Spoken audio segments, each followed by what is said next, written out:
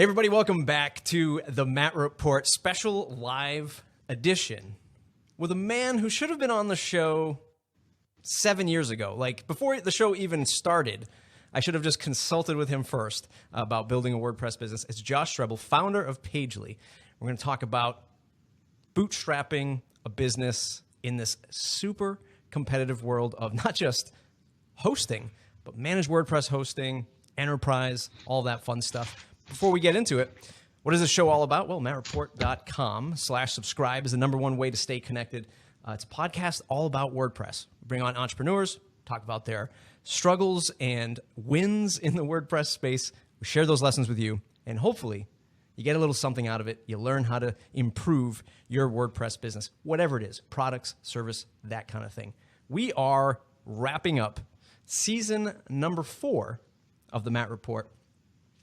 And it's been an amazing season. Netflix style, released all 10 episodes. Many of you binged on listening to that. That's mattreport.com/season 4. And then you have enjoyed the slow trickle effect of getting those through iTunes, Stitcher, and whatever favorite podcatcher you use to listen to these shows. And we're wrapping up with this special live edition. We've got another special live edition coming out. And then the last episode, episode 10, will wrap up season 4. And guess what? I couldn't have done it without sponsors who sponsor independent media like this. Also, one of the guests today, Josh Strebel of Pagely, sponsored this show for season 4. We can't thank him enough. So if you're listening right now, throw him a tweet. Thanks, Josh. Thanks for supporting independent media like this. Thanks, Valet, for putting out a great product, for putting out Valet Metrics, and for supporting the Matt Report season 4. We couldn't have done it without both of you gracious sponsors. So if everybody has a moment, go ahead and thank them on Twitter and ask questions. If you're listening on YouTube or watching, on YouTube Live, go ahead and drop a question in the chat box. If you're listening and watching on Facebook, drop a question in there. That's all I got. It's mattreport.com. And today we're talking to the 2020 presidential candidate, or so it looks like from the view of his office. Josh Strebel. Josh, welcome to the program, sir. You called me out. I wasn't going to announce my formal candidacy for another few years.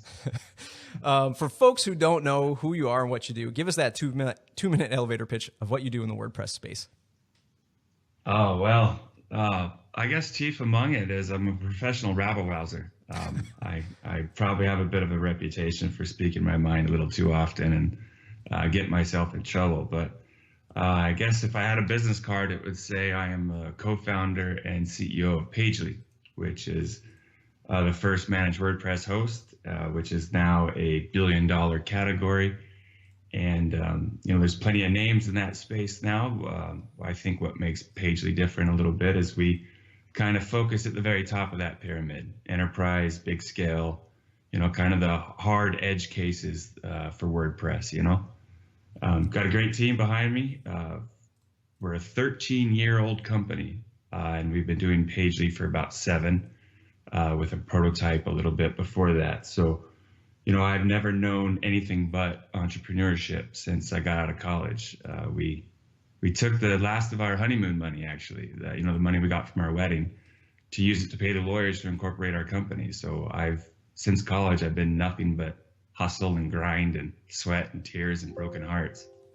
Thankfully, the last couple of years, it's getting a little better, though. No, that's great. Could you just take us back real quick to when you weren't doing the hosting company? You mentioned you had maybe like this sort of hybrid thing in place, maybe this prototype in place. I mean, what was that like to make the leap from depending on client services, knowing that that's all you knew at the time?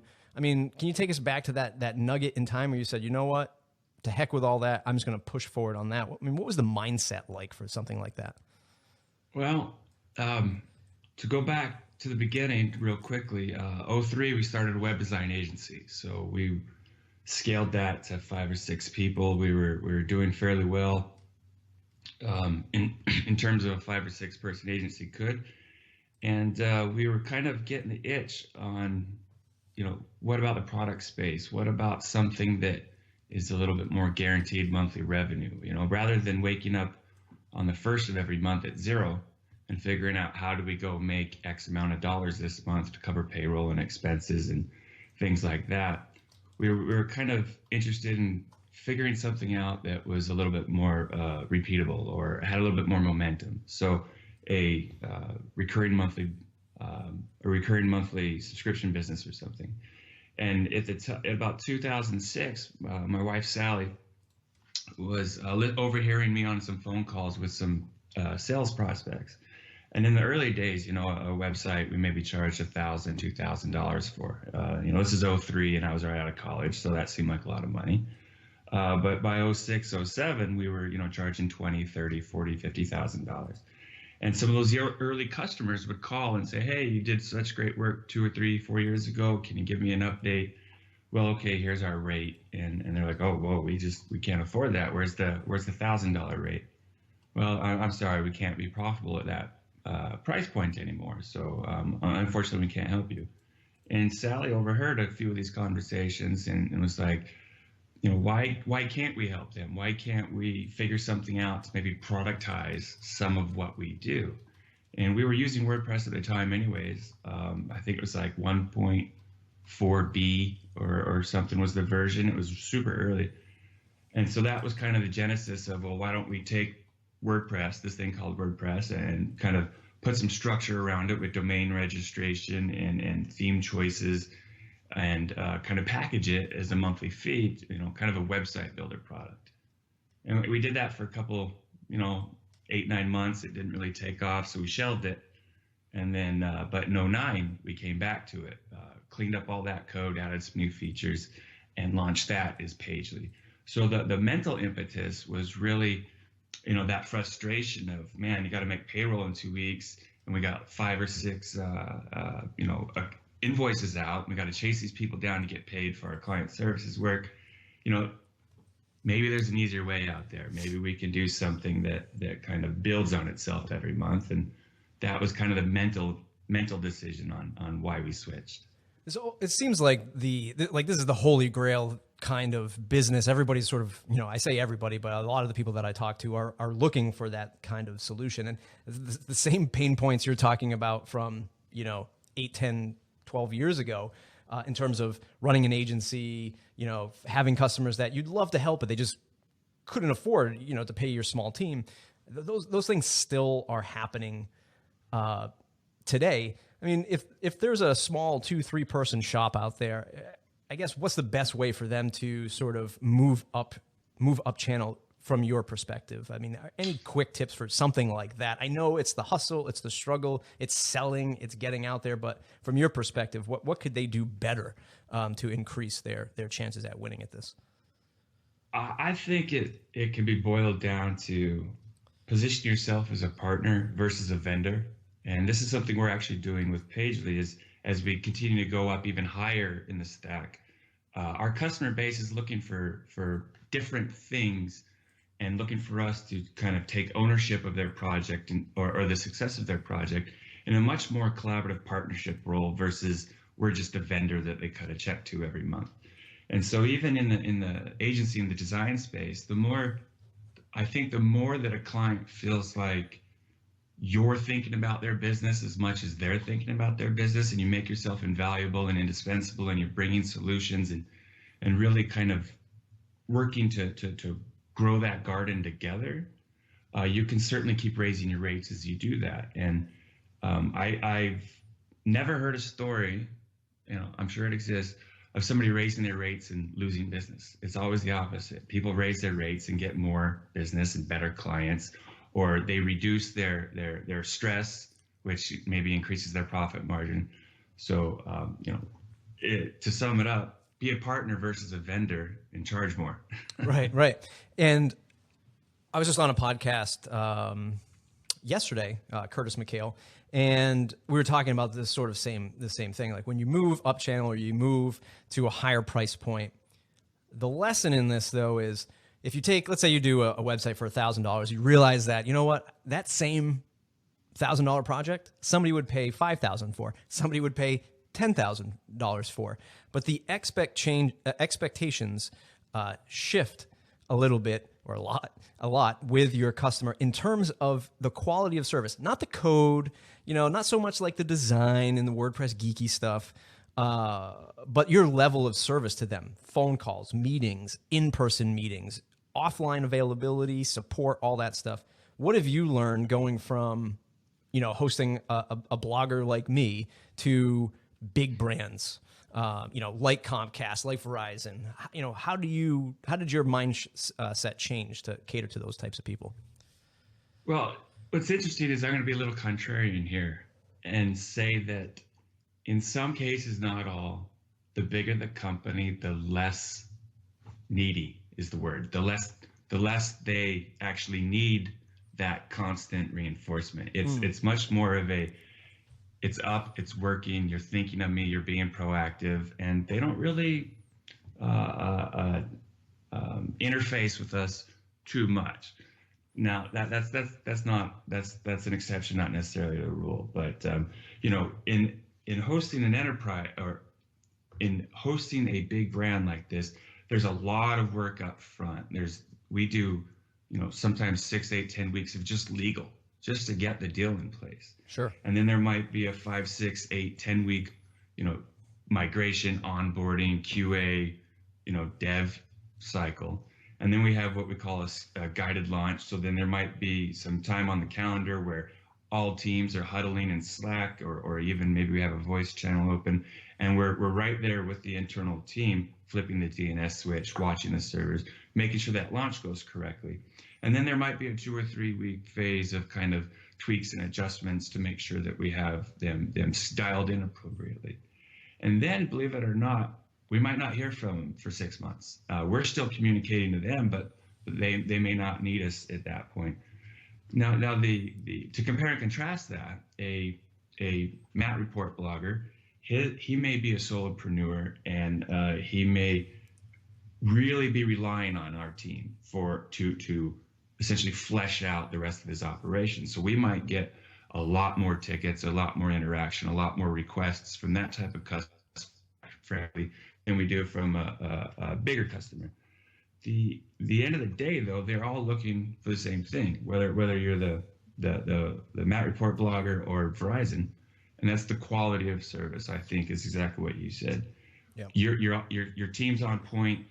They know they know that you have their best interests in mind. They know they can come to you and trust you to steer them in the right direction. And at the super high level, sometimes if you're not charging enough, you're not being taken seriously, believe it or not. Yes, and that's one of the the larger lessons that people start either doubling their rates, and they think that that's all they need to do, and even that number is too small for a bigger brand or even a medium-sized brand to looking at. Wait, can you really do this for that price? Because everybody else is telling us like 500,000. You came in at $2,500. Like, what is this? Yeah. Which is very common and something that people have to be aware of. So that actually leads me to a question that I didn't have written down, but how do you learn that lesson, right? Like, to me, that to know the price, right, especially in agency work and probably in enterprise sales now too, like you have to know what they're willing to spend, what their what their average market price is for whatever service they might be looking for. In other words, you have to know what they're willing to spend at that level. How did you learn that? Was it a hard lesson? Did you sell too short in the beginning, and now you've raised your rates, which they are much higher than when I first started out with Pagely? So are you learning that lesson along the way and sort of keeping up with that pace? Absolutely. Let me come back to a very recent example of learning that lesson. But in the early days, it was a lot of trial and error. Our favorite way of selling at Pagely, and even when I was doing consulting work, it's a very simple, how can we help? And then you just shut up and listen, right? And the customer will just bring everything up to you and show you all their problems and tell you all their problems. And then you just keep peppering questions. Oh, so if that's the pain point, what do you think the solution looks like? Okay, so this is a unique challenge you're having. What does it mean to your company to have that challenge go away or have that challenge addressed? And then, somewhere in the conversation, you could bring up a question like, and what are you currently paying for this service? And so based on what their kind of pain, their level of pain is and their needs are, and maybe you got some intel on what they're currently paying to address that need, can help you bracket kind of where you should come in at your price. Now, Page is pretty transparent in terms of our pricing. We don't just look at the inbound lead and say, okay, this is Comcast, and we automatically triple our rates. We don't work like that. But there is certainly some level of value-based pricing, and that's a whole nother topic, which I'm sure your listeners are familiar with. So there's certainly some value-based pricing in there, but you have to be reasonable about it. You can't have one number published on the website and then send a quote over to a company at 10x that, and then have that discrepancy, because I think you're moving out of a place of integrity and into a place of being a shyster at that point. So you really got to watch that. The funny recent example is we're still learning this lesson. We had a very large East Coast university migrate over to Pagely, and it was kind of they were bidding the project against 4 of the managed hosts, and little old Pagely got that deal, and they're very happy and they're very excited, and they've been with us about 5 or 6 months now. We get nothing but great feedback from them.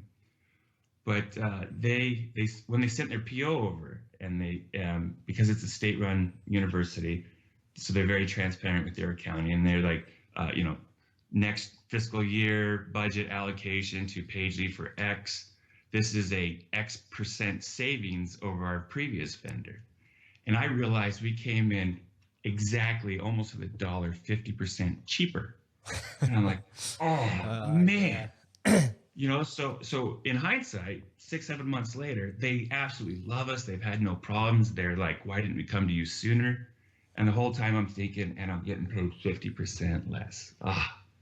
Man. Yeah. So I wish I had a little bit more intelligence at that point to where I could have maybe bridged that gap, because we're still profitable and making doing quite well on that particular account. But it obviously sounds like there was another 10-15% there that I could have picked up, and everybody still would have been happy. One of the lessons that I continue to learn, sort of as we move upscale with our own projects, and I'm sure plenty of people listening to this have had this happen, is quite often the bigger type of brands, right? The people who are marketing directors in a bigger organization, they're not the business owners. So, they're looking for the right solution. They'll send me the RFPs that other agencies have filled out. And I've seen things like, holy crap, you're going to charge that much money. And it sort of gauges it. Or when I lose a contract or lose a deal, I'll ask those type of questions, right? So, if you're a freelancer or a boutique agency out there, that's something you definitely want to try to key in on if you can. You recently, and this is like a mashup of questions here, but I'm trying to find a consistent line to it.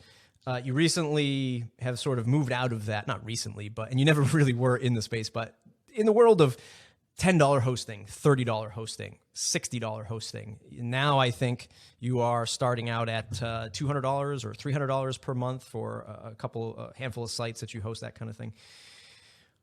What correlation have you drawn, or what kind of advice can you give to people who still are offering that sort of cheaper buy-in to the client? Like, have you found a lot of people still asking for the $100 plan, the $50 plan? Have you moved away from that entirely, and that sort of just ultimately elevated you to the better businesses that are out there? What's the feedback from that kind of pricing structure? Well, when somebody does cancel with Pagely, and we make that very easy, because I think trying to lock somebody in is about the worst thing you can do. So, it's a click of a button, they cancel, but we do ask, we basically make it a required field. Why? Why are you canceling? And 9 times out of 10 on the sub $200 plan, the reason they cite is price. And that's actually kind of makes sense. And that's what we are expecting, because as the market has matured, as what we started 7 years ago has become somewhat commoditized, but mostly replicated. And brands like GoDaddy and brands like SiteGround, they can pack a lot of value. They can put a lot of the secret sauce, the magic, the wizardry, whatever it is, into a package and charge $8 for it. And so it was a conscious decision. Okay, we can't compete with GoDaddy's $1 billion marketing budget. We can't compete with SiteGround having a presence at 400 WordCamps a year. We can't, right? Because we're bootstrapped. Every penny coming in is very carefully watched. So we had to ask ourselves, in this new space, in this new market, or this evolving market, where does a company like Pagely fit? Where does a company like Pagely survive? Survive's a key word there, right? Like, if we try to duke it out with these guys, we're probably going to lose and we're done. So how do we navigate and switch and zag and find the next kind of blue ocean?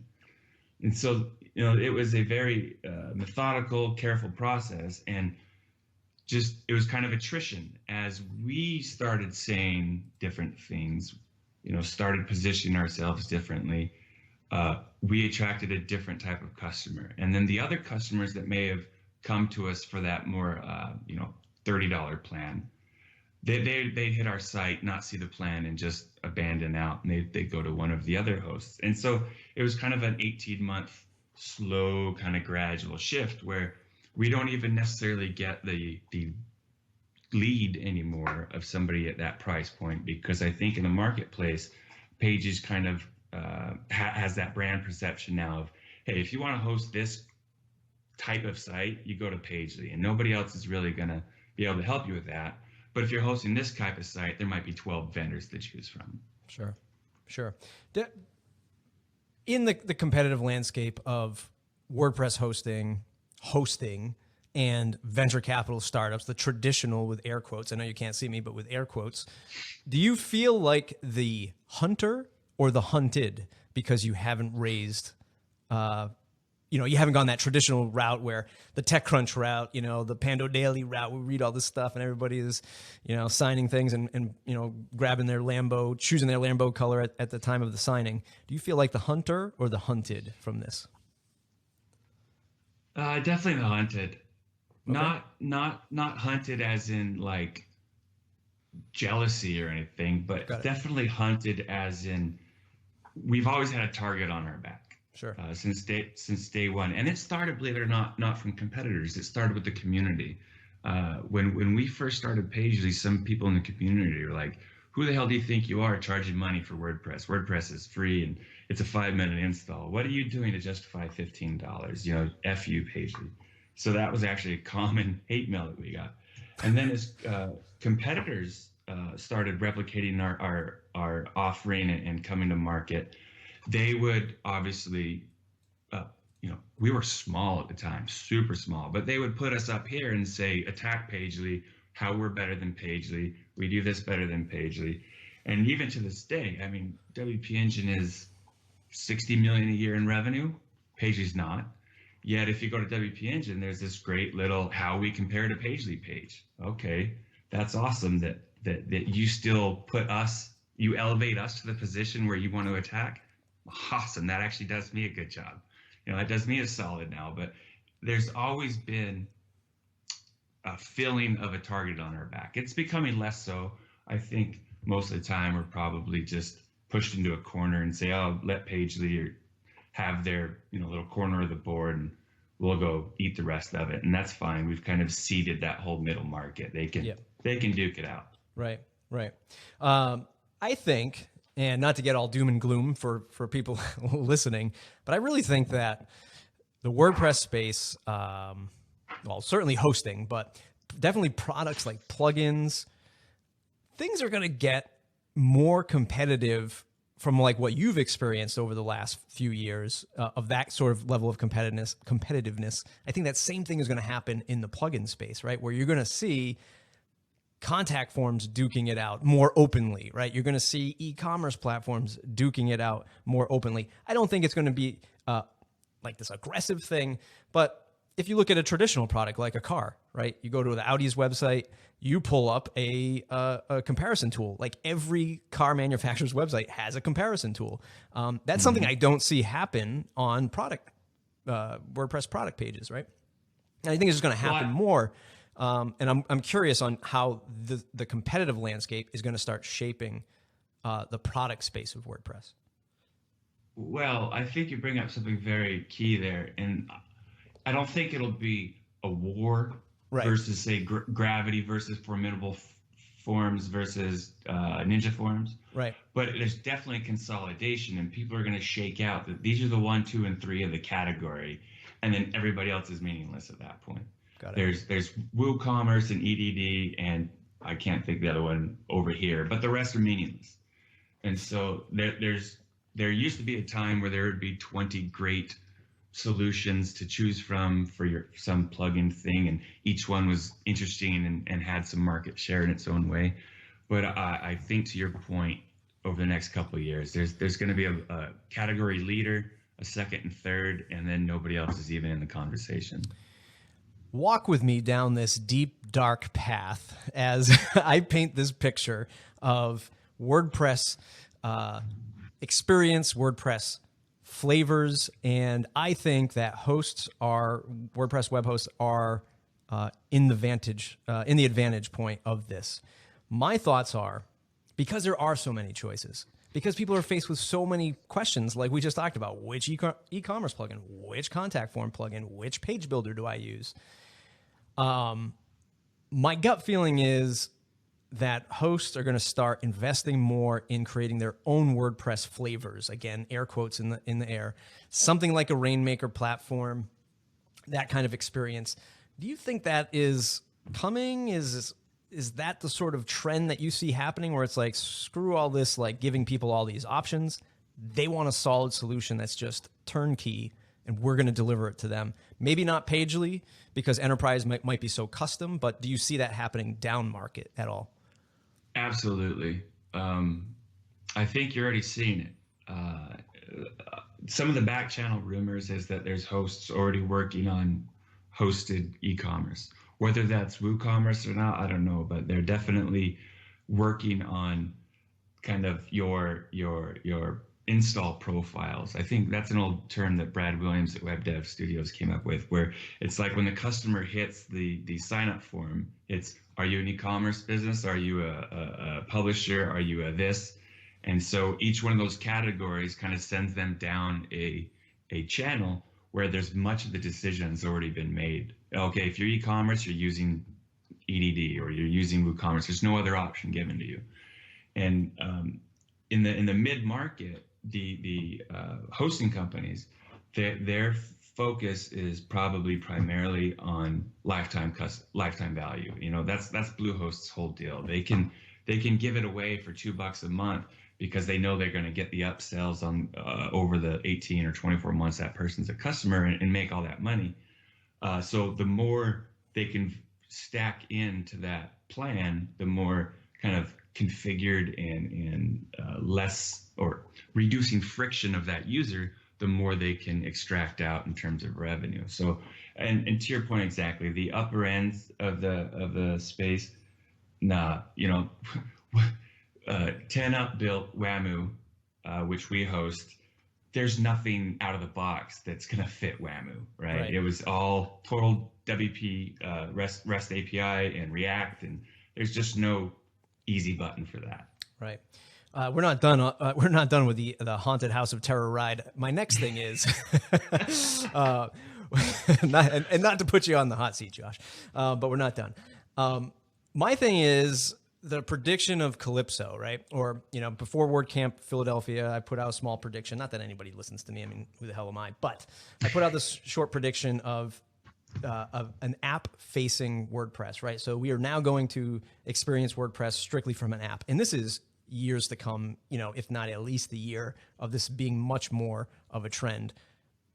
And for WordPress to grow, right? So when I hear things like we want to be 100% of websites, right? Of modern day websites, we're at 27% now. How do we get to 100? The only way I see it happening is a much more tighter controlled experience, you know, like Apple iOS, right? The experience of that is not fragmented like an Android. Do you see the collar getting tighter for WordPress.org the experience of WordPress.org. This is sort of future thinking, theoretical stuff here. But if you experience everything from an app from day one as a brand new user, what does that look like in your eyes? And because it's a hosted solution, doesn't that mean that they're going to have to sort of buddy up with some web hosts? And that's going to be interesting, right? To say the least. Your thoughts on that scariness? I think actually .org will always, the OSS project will always maintain some level of, you got 1,000 choices for everything. Even though the ethos that they code WordPress to is what decisions, not options. I don't think they're ever going to remove all those options in terms of themes and plugins, because I think they as a whole, that's been a good thing. But I could definitely see the Automatics of the world, the GoDaddies of the world, the SiteGrounds of the world saying, okay, yes, there's the Wild West still lives here at .org, but for your day-to-day user, there's a walled garden here at SiteGround, which is the WordPress widget thingamajig. That's like a Squarespace style thing. And then there's a walled garden over here at GoDaddy that's kind of their custom assembly of features and things. And, because you're exactly right in terms of the average user, right? I think that's a very clear distinction. People in the WordPress community that like us, we're not average users. But the average user coming to WordPress, the next 20% of the market share, yeah, they're looking at Squarespace, they're looking at Wix. They don't want to think and go through 12,000 plugins in the repo. So I don't think .org will necessarily sponsor or get behind any one particular thing. It'll always be kind of the melting pot. But certainly the big commercial players are going to start kind of building moats, building castles, putting up drawbridges, and just start kind of shepherding people into their little playground. Sure. I want to shift gears just a little bit now. Speaking about building businesses and bootstrapping and all that stuff, how important is it to you, and sort of where do you look to learn to cultivate your team, your employees, right? Like that whole discussion, I think, is something that I don't hear a lot of. Like everybody's always talking about the marketing hacks, the growth hacks, how I SEO'd my site and got to 1,000 users. But I'm interested to hear from you on how you invest in people, from support techs to VP of sales and marketing. Like, what does that look like in your world, and how important is it, even for the small business out there? It's always culture first for us. Talent is so important, but it's really all about culture, because we're a closely held company. It's Sally and myself, and then there's a ring of 3 or 4 of our directors, and we're involved day to day on a very intimate level of all aspects of the company, and we seek out and hire others that will take the same level of ownership that we do. So the culture part is so key. We can't, there's no fat for anybody to just come in and put in a easy 6-hour day. That being said, we have very strict work-life balance policies, so we don't ask anybody to work a 10-hour day. But what we do ask is that during the 7 to 8 hours a day you give us, you are 120% efficient. You're on point with what you need to be doing. And that allows you to stop hard at 5, because we have families and we got dinners we got to make and kids to get in the bath, or we can take a trip on the weekend. So it's really finding that personality type that understands how to be a top performer and very efficient in the time allotted, so that then they can have the balance of doing everything else. And I think some people get into trouble where they hire an ego, or they hire someone who doesn't know how to balance their schedule. And so if you're hiring an ego, you get a lot of promises, but you don't always get the results. And if you hire somebody who doesn't understand how to balance their own time, you'll get someone that works like mad for 2 weeks, 3 weeks, 6 weeks, burns out, and then disappears for a month. That's not going to sustain a business, So the maturity of somebody being able to just kind of balance their own time and handle that. And Pagely doesn't have level 1 support techs. It doesn't have level 2 support techs. Everybody we hire, they're dang near junior engineers. And on their first day, everybody from support to marketing to sales has full SSH access to every server that we manage. They have full access into our accounting and our dashboard and our accounts receivable. We put that trust and that authority in them and then hold them responsible and accountable for the results. I think a lot of people get in trouble where they hire somebody and make them responsible and hold them accountable, but they don't give them any authority to make any decisions. They don't give them any trust. Right. And so, are you going to bust your ass if somebody doesn't trust you? Right. I don't think so. No. And the caveat there is that we have what we say in every interview, pardon the French, is don't fuck up. And what we mean by that is make a new mistake. It's okay to make a mistake. Just never make that mistake again. Right. No, that's great. That's great stuff. And what I'm going to do here is share a little insight on how I bring in new team members and give you the chance to think about like where you look to hire new people. But sort of the strategy that I have, because again, we're a small team, bootstrap. We're not doing ridiculous, awesome projects 24/7, although it would be great. But I look at the real low level. Like I look at the seniors coming out of high school, right? Because there's a couple of universities right next to me. So I'll tap into the local high schools. Who is really good at computer science in high school? Who's won some local awards and things like that? And who is going to stay in the area? UMass, Dartmouth, Bristol Community College, that kind of thing. And I try to tap into them early. It's like farm league baseball, right? Like I'm trying to get these kids young, super young and out of school, which also means that they have no business, sense at all. Like they don't understand what we're doing, which is fine. Like what I'm getting at is like this whole sort of learning curve. But that's sort of my secret sauce to getting good development help at not the egocentric price model, right? So because like you, I'm sure you've experienced before, is somebody says, hey, Matt, I'll help you on that project. I'm $150 an hour. And then it's okay. I trust you, go at it. And then it's like, I should have hired somebody from Fiverr because it would have been the same experience. You know what I'm saying? And I'm charging $150 an hour from the agency perspective. And it's like, it's a wash, if not a loss, right? At that point.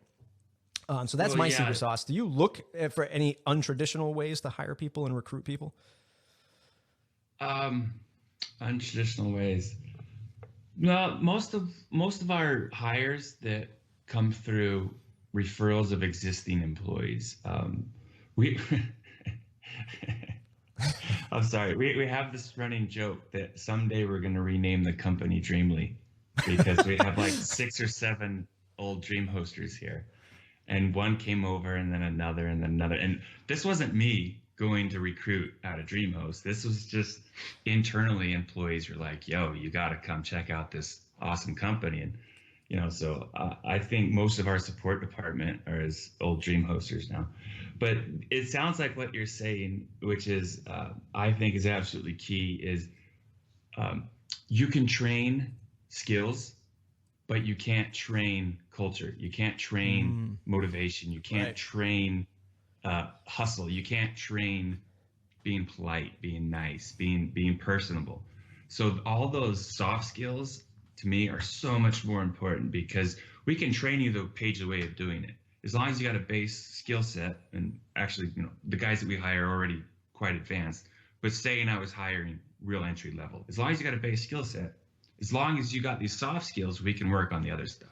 Yeah, no, that's a super important lesson there. One that, at least in the model that I shared is definitely the big risk, because I get these kids young, and what I find out a year, 2 years from now is they're not as motivated, and hustle effect. Not that I'm asking them, it's, normal 9 to 5 stuff. There's no anything crazier than that.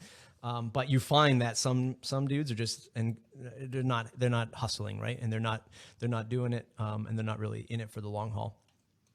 Yeah, especially out of college, some people are just, it's their first thing. They just want a year or 18 months, and then they'll go on to bigger and better things. So that's something you just got to be cognizant of. Yeah.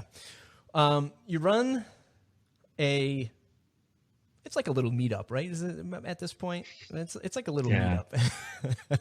It's called PressNomics. It is by far my most favorite event in the WordPress space and in the general market space, right? Technology and web, that kind of thing.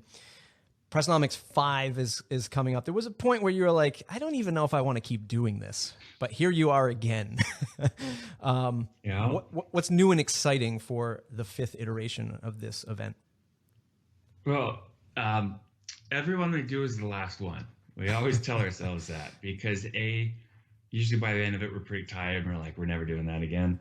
But B, going into it with the mindset of this is going to be the last one, we need to hit a home run, it needs to be awesome.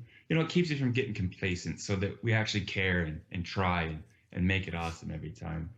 And one thing we're doing with PN5 this year is we're changing the format up a little bit.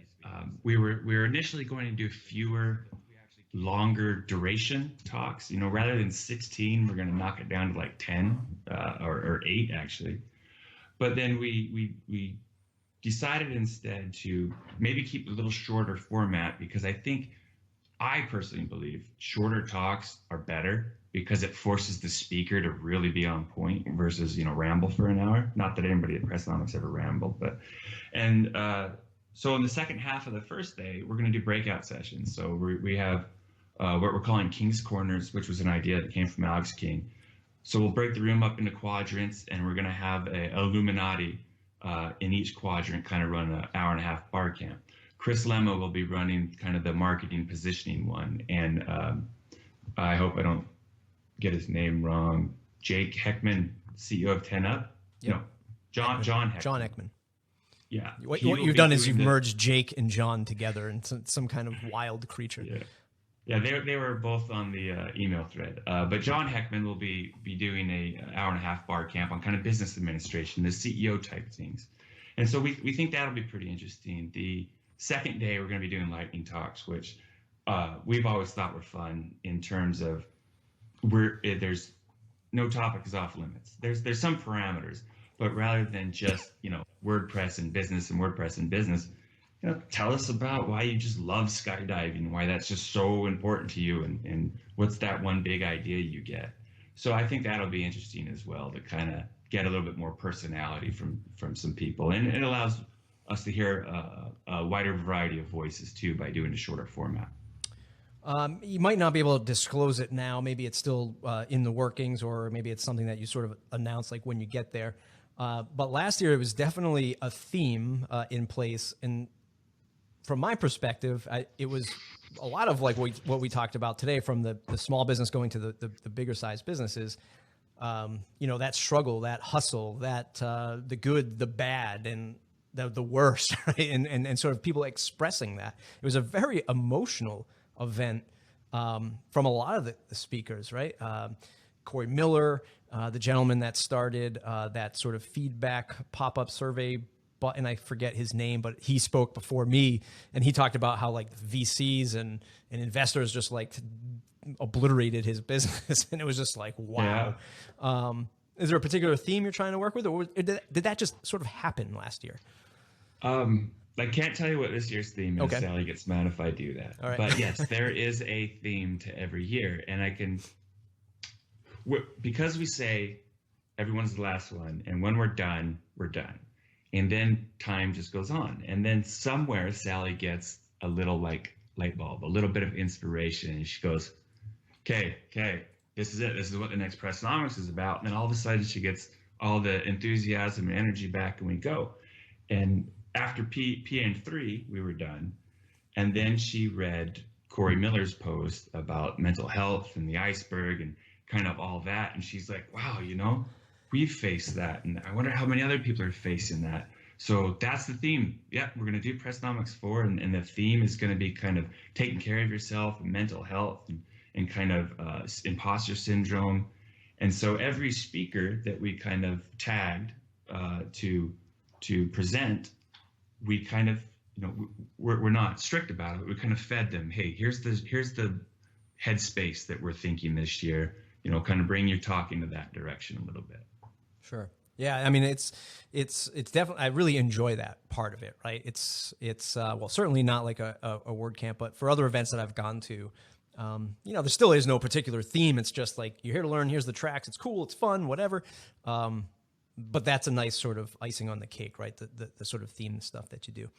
I'm excited for PressNomics 5. When is the date? One more time. April 6, 7, and 8 in Phoenix, Arizona, and tickets are on sale. There's, I think, about 40 left, so get them before they're gone.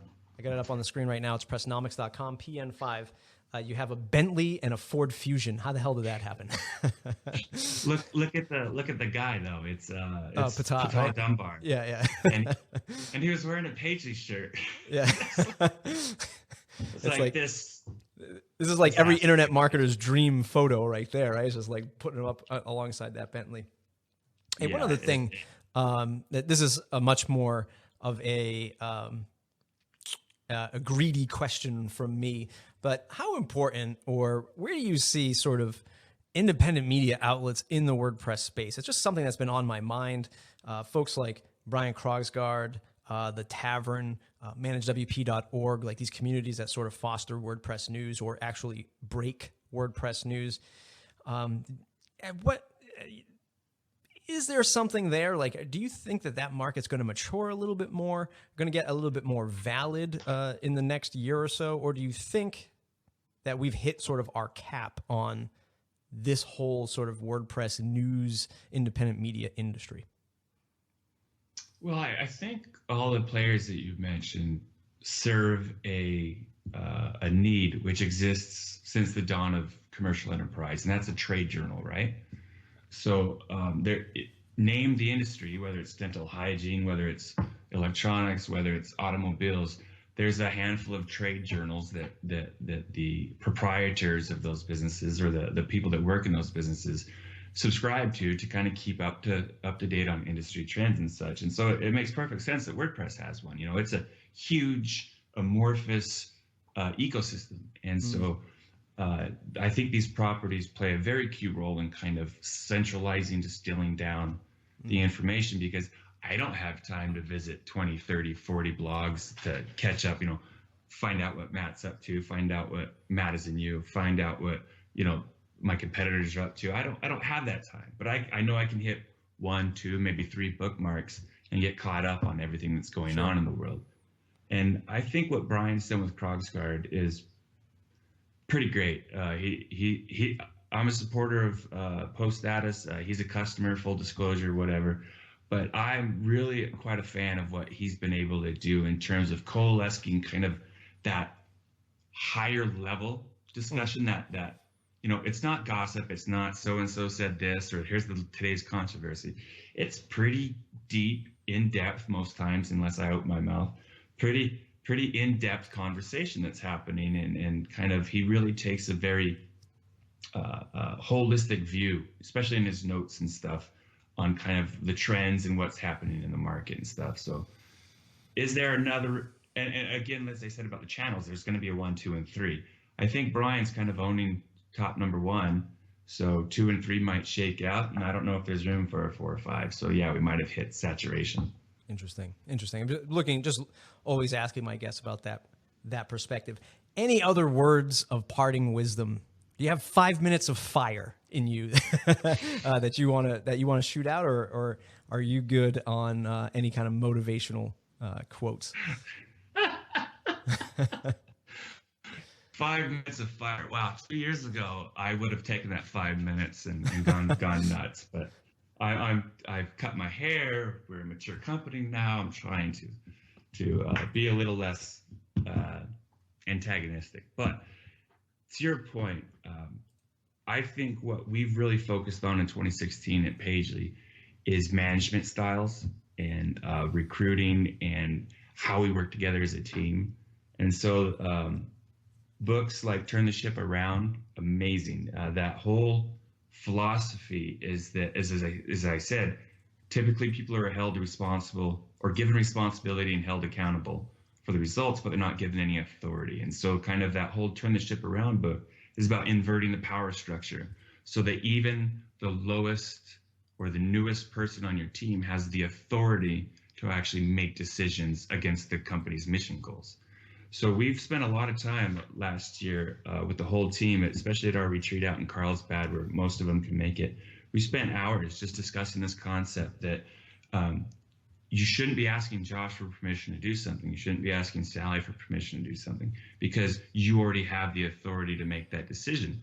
Our job as founders and our jobs as leaders is just to set the mission parameters and set the mission goals. But it's up to you to figure out how to execute whatever is in your realm of responsibility and make the logical decisions to get us to that mission goal. So we've really spent a lot of time on that. Another great one is Extreme Ownership is another great book about the Navy SEALs. Actually, Brian, I can't say his name, Torsnard from Delicious Brains. Tournard. He mentioned the book as well in his 2016 wrap-up. It's just taking extreme ownership of your realm of influence, your realm of philosophy, your realm of impact. So even our support team, even our sales development reps, they take extreme ownership of everything that they're within an arm's length. They own it. There's no one to pass the buck to. When we parachute them down into the mountains of Afghanistan, there's no calling home, right? To use an analogy from the book, you need to take ownership of the situation and handle your business.